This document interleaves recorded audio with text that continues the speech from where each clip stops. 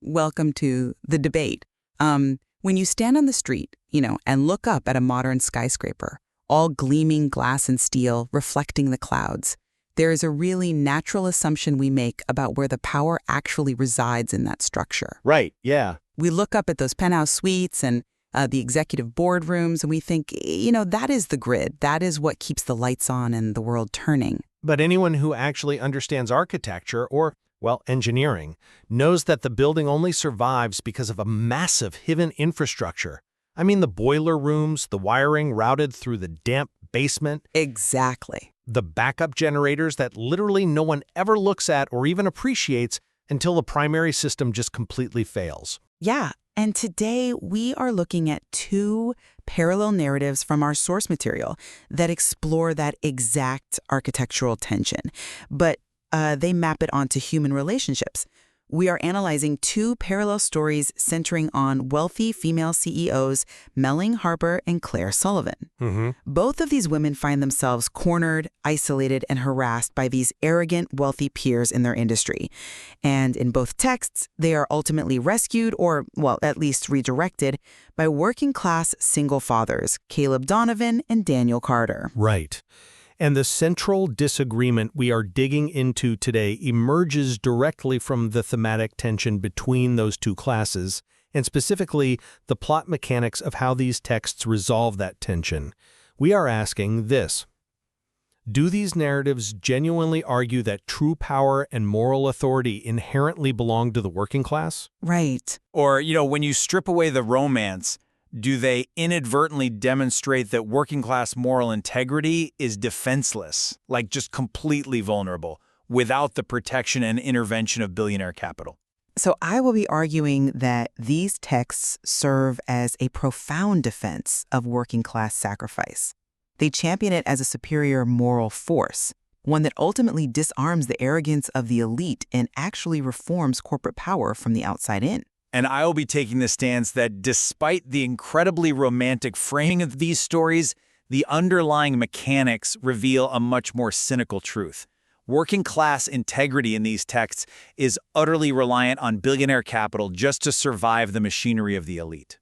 Let's start with the foundation of the texts. As I read it, the core thesis here is the inherent triumph of working-class moral clarity over the corrupting, isolating influence of wealth. Okay, how so?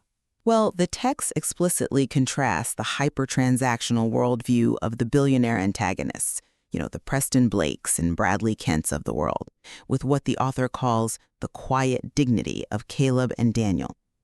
If you are listening to this, it is easy to look at Caleb and Daniel and just see them as guys who lack ambition. Which a lot of readers do, to be fair. Right, but that is missing the point entirely. These are men who actively rejected ambition for a higher moral calling. I mean, Caleb literally stepped back from a lucrative career in high-level systems design to care for his daughter Ellie after his wife passed away. Yeah, and Daniel forfeited a major promotion. Exactly. He left a secure corporate job because he point-blank refused to sign off on a restructuring plan that would strip older workers of their health insurance. Right, so they unhooked themselves from the corporate ladder. Yes, and that rejection of ambition for duty is exactly what grants them unauthentic power. It is this exact moral clarity that allows them to step between these powerful CEOs and their harassers without an ounce of fear. Because they have nothing to lose? Because they do not want anything from the system, which makes them immune to it. That is how they ultimately dismantle the arrogant antagonists and reshape the corporate landscape on their own terms. See, I am just not buying that because you are looking at the intention of the text rather than how the plot actually functions. I mean, I absolutely agree the material attempts to praise that blue-collar dignity. But it doesn't. No, if you look at the mechanics of what happens when they actually stand up to the elite, the text proves the exact opposite. Morality without capital is incredibly vulnerable. Oh, interesting. Yeah. Despite Caleb and Daniel's unquestionable integrity, the absolute second they cross the elite antagonists, they are almost immediately destroyed by the system. Destroyed is a pretty strong word there. But it is accurate. Look at Preston Blake. He easily accesses the security grid, deletes the timestamps, and successfully frames Caleb for a major security breach. Well, yeah, he does frame him. Right, and Caleb is moments away from being fired and blacklisted by a general manager who openly, explicitly obeys donor money over the truth. And in the other text, Bradley Kint's PR team orchestrates a massive smear campaign. The rumor mill, yeah. Exactly. That campaign forces Daniel's supervisor to demote him from high-profile jobs. It directly threatens his livelihood and his ability to provide for his son. I see where you're going with this. In both of these narratives, working-class dignity is completely, utterly powerless to stop systemic destruction. These men are only saved because Melanie and Claire step in and wield their immense wealth, their boardrooms, and their global platforms to rescue them. The text shows us that goodness requires capital to defend itself. Okay, wait, let me push back on that for a second. Are you saying Daniel and Caleb have literally zero agency in these scenarios? Not zero, but Because I struggle to see them as just victims of a system. I argue that their vulnerability is exactly what makes their actions heroic. And it's actually the wellspring of their moral power. I mean, Caleb knows the general manager is a coward. true. He knows the GM favors Preston's donations over a maintenance man's word. He knows Preston can destroy his employment with a phone call. Yet, he defends Melanie anyway. Right. And Daniel knows a public scandal will harm his livelihood. So what does he do? He accepts his demotion quietly and even tries to wave Claire away in traffic to protect her from being photographed with him again. But doesn't that just prove my point? Daniel waving Claire away in traffic is this beautifully poignant moment. It shows his character, absolutely. He is a good guy. He is. But it also highlights his absolute lack of agency. He has to wave her away because he has zero tools to fight a multinational PR firm spreading rumors about him. Well, he doesn't have the money, no. Right, he just has to take the financial hit. His supervisor literally tells him to stay out of sight. He loses his overtime. He loses his income.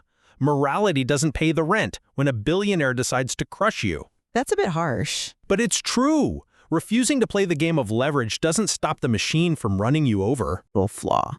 To understand their function in the story, let's look at a mechanism the text gives us explicitly. Ellie's Cardboard Hotel Science Project. Oh, I love this part of the book. Right? The author spends pages detailing this project. Caleb and Daniel function exactly like that model's backup lighting system. They do not possess the main power of the grid. Definitely not. They do not have the PR teams, the billions of dollars, or the lawyers. But when the primary system, meaning the corporate elite, fails or turns totally corrupt, they illuminate the safe path out. Okay, I'm following you. Their function isn't to outmuscle the billionaires with raw voltage. Their function is to expose the blind spots. Caleb literally uses his daughter's model to point out the blind spot in the old laundry hall where Preston's reflection is caught in the brass panel. He exposes the truth the system was designed to miss. That is a great metaphor, but let's take it all the way to its logical conclusion. Exposing a blind spot is completely useless if you do not own the building. How so? I mean, he solved the mystery? He solved the mystery, sure, but he didn't have the power to do anything with the solution. Let's look really closely at that scene in the security office. Caleb points out the blind spot. Right. He deduces exactly what Preston did with the timestamps. But who actually gets the tape pulled? Well, Melanie does. Exactly, Melanie. When Caleb asks the guard for the access log, Preston just laughs in his face and says, "You are in no position to give instructions." And Preston is factually correct. I mean, technically, yes. The security supervisor hesitates. The general manager actively tries to sweep it under the rug to protect the hotel's liability. It is only when Melanie steps forward and says, "We review it now," that the system obeys. Yeah, that's a pivotal moment. Without Maline's title, without her ownership of Harper Meridian Group, Caleb is just a fired maintenance man standing in a hallway pointing at a screen. The truth was not enough.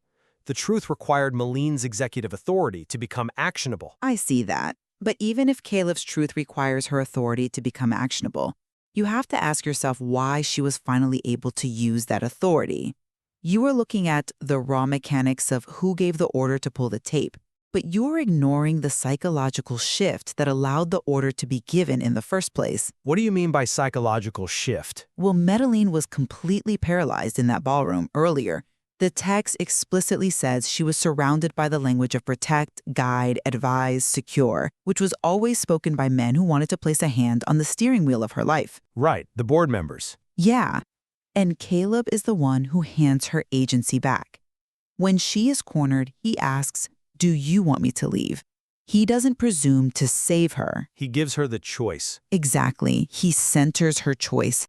He teaches her how to wield her own power without mirroring the cruelty of the men she's fighting. Which raises a really fascinating question about the role of these female CEOs. I mean, are they saviors or are they students? Because mechanically, in the plot, they operate as saviors. You think so? Definitely. Look at the climax. Melanie convenes conference room A. She sits at the head of a massive walnut table, acts as judge and jury, and legally strips Preston of his authority. Well, it's her company. Right, and Claire uses her massive investor summit, a platform literally built on global capital, to publicly clear Daniel's name. She steps up to a microphone and uses her untouchable billionaire status to shame the press and ruin Bradley Kent. Yeah, she does go scorched earth there. She totally does. The narrative relies entirely on the trope of the good billionaire wielding systemic power to fix the injustices faced by the working class. Daniel cannot clear his own name. Caleb cannot fire Preston. The working class must be rescued by enlightened capital. I am just not convinced by that framing because I think it flattens the profound education these women receive from the men. Okay, educate me. Ha! Well, the text doesn't frame the CEOs as saviors handing down justice from the mountaintop. It frames them as students desperately learning how to be human again. I mean, Melanie admits to Caleb that she has spent too long expecting people to disappoint her. Her wealth is depicted as an isolating cage. It is very isolating, yeah. And Claire tells Daniel that her father taught her success meant surviving alone, proving she didn't need anyone. And what does Daniel do with that? He teaches her how to carry grief. The scene with Liam, right? Yes. He explains how he helped his son Liam through the loss of his mother. Not by throwing money at the grief to fix it, but by staying present while he learned to carry it. The billionaire's wealth is a prison until the working class men teach them how to live, how to trust, and how to connect. I love that point. I really do. But I have to ask, doesn't that frame emotional education as a luxury good? A luxury good? Wait, what do you mean? Well, yes, Daniel teaches Claire about carrying grief. Yes, Caleb teaches Majorline about trusting people who keep their promises instead of making headlines. But that emotional labor is entirely extracted from the working class characters to rehabilitate the billionaires. Extracted? That makes it sound so predatory. It is a little predatory. Think about the dynamic. The billionaires get to keep their massive wealth, their multinational companies, and their systemic power. Sure. But now they also get to feel morally absolved and grounded because they are dating a blue-collar guy who teaches them about real life. They consume the authenticity of the working class to make themselves feel better about holding all the cards. I have to challenge you directly on that interpretation because the text gives us a very specific counterexample. If this story is solely about the triumph of billionaire capital, and if the men are just emotional accessories to make the CEOs feel better, why does Claire explicitly hide her name from the Literacy Center grant and the scholarship fund at the end? That's a fair question. Right? When she revamps her company's entire scholarship program to favor kids from single-parent households and community programs, she doesn't put the Sullivan name on it. Liam even points it out. He says, "You didn't put your name on it." Exactly. And Claire replies, "I learned that from someone." Doesn't her adoption of Daniel's anonymous labor ethos prove that the working class moral framework has actually conquered the corporate one? I don't think it conquers it, no. But she is actively divesting from the ego of capital. She is learning to wield power invisibly, just like the maintenance workers do in the basement. See, hiding your name on a massive multi-million-dollar grant is the ultimate flex of capital. It proves you have so much money and systemic power that you no longer even need the tax write-off or the public relations boost. Oh, wow. You're so rich you can afford to be anonymous. That doesn't dismantle the corporate framework, it just gives it a friendlier, quieter face, which actually leads to what I think is the ultimate irony of these narratives. Let's hear it. For stories that supposedly critique the corporate ladder and the emptiness of ambition, what is the ultimate reward? for both Caleb and Daniel. Assimilation. You really see them as assimilated. Absolute assimilation into the elite structure. Look at the endings. The text cannot conceive of a happy ending where Caleb stays a maintenance man or Daniel stays an emergency technician. Well, they get promoted. Right. Caleb accepts a highly paid position leading safety design for Harper Meridian. Daniel accepts a management position in Claire's facilities division. They do not stay in their working class roles. The narrative's ultimate happy ending is the working class heroes being elevated out of the basement, given a salary bump, and brought into the corporate class. I get why you see it that way, but you are completely ignoring the terms of their integration. The terms are dictated entirely by working class values, not corporate ones. How so? They took the jobs. Caleb does not just blindly accept the role of safety design lead. The text is very specific about this negotiation. He only accepts it after Melanie promises flexible hours for school pickups, science fairs, and pancake mornings. Right, the pancake mornings. He forces the multinational corporation to bend to the rhythms of his family duty. Respect came first, work came second. But he still takes the corporate job. He is on the payroll. Yes, but he changes the nature of the job. And Daniel does the exact same thing. When Claire's division offers him the management position, Claire deliberately removes herself from the hiring process, so he earns it on his own merit. And when he sits down to accept it, what does he do? He negotiates harder for his team's full health coverage than he does for his own salary. He takes the communal protective morality he demonstrated back when he originally left his old firm, and he weaponizes it inside Claire's company. Weaponize is an interesting choice of word. Well, instead of thinking of it as assimilation, think of it like an open-source patch introduced into a closed operating system. They do not rewrite the entire code of the company from scratch, but they fundamentally change how the system operates and how it treats its users. I have to press you on this. Can we truly call it assimilation if the men refuse to compromise their core values? Aren't they reforming the corporate space from within? They are reforming their immediate surroundings, yes. I will grant you that Daniel getting health insurance for his specific team is a victory. It is a great moment. Thank you. But it is a localized, permitted reform.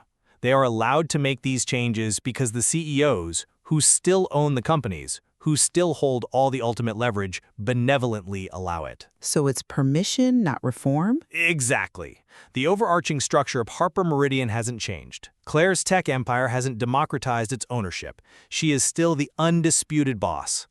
What actually happens is that the elite system absorbs its most capable critics. That is an incredibly cynical read. But it is what corporations do. It takes Caleb and Daniel, who possess this dangerous, unbuyable integrity, and it puts them on the payroll.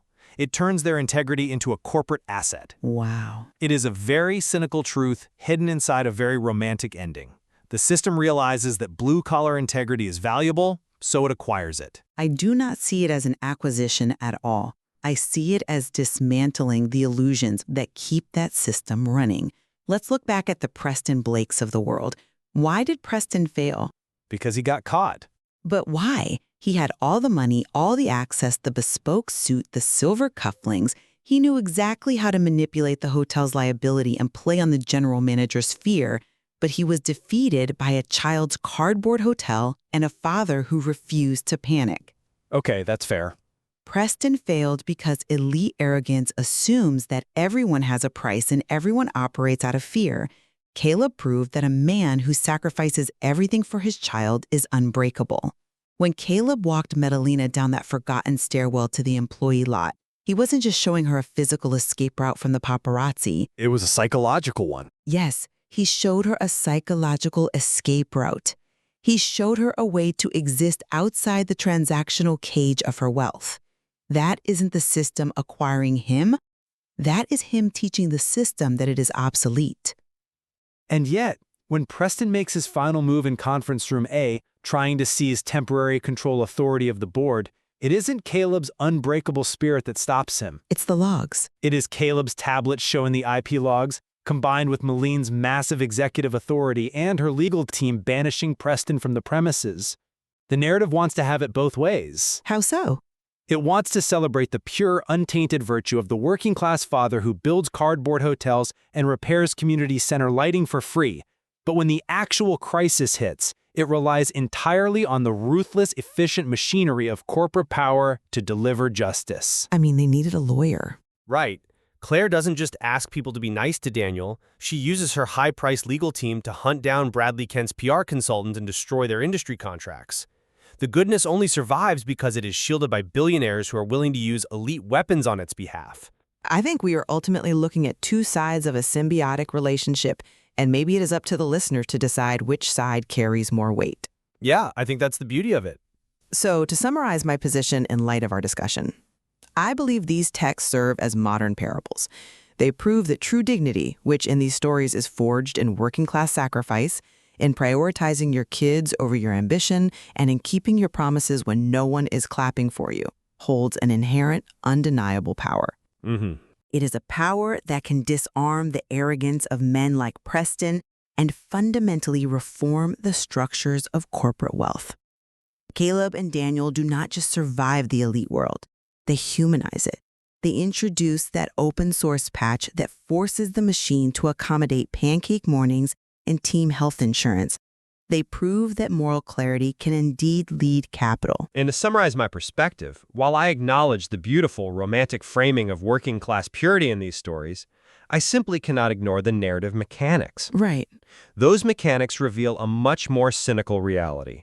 Moral integrity, no matter how pure or unwavering, is completely fragile against targeted, well-funded malice. Caleb and Daniel are noble men, but they are nearly crushed by the system. They definitely take some hits. They do. Their integrity requires the immense capital, the global platforms, and the walnut-tabled boardrooms of billionaires to survive and find justice. The story suggests that goodness is a wonderful trait, but to actually protect it from the Preston Blakes of the world, you need a billionaire in your corner. We clearly remain at a point of friction over whether the men ultimately reformed the corporate system from within, or were merely absorbed and protected by it. But it is a fascinating tension to explore. Truly. Examining these narratives reveals the incredibly complex and sometimes totally contradictory ways our society views the intersection of morality, class, and systemic power. There is so much more to unpack in the dynamics of these relationships within the text, from the specific dialogue choices to the symbolism of the spaces they inhabit. Absolutely. It forces us to ask deeply uncomfortable questions about what it really takes to survive in a world driven by leverage, and whether virtue alone is ever really enough when the chips are down. Which brings us right back to that skyscraper we talked about at the beginning. You can stand on the street and marvel at the glass and steel of the penthouse, or you can trace the wires down to the basement, where the real unglamorous work actually happens. But the question that lingers for the listener is this: when the lights finally go out and the darkness sets in, who is actually generating the power that guides you safely home? We will leave that for you to decide. Thank you for joining us on The Debate.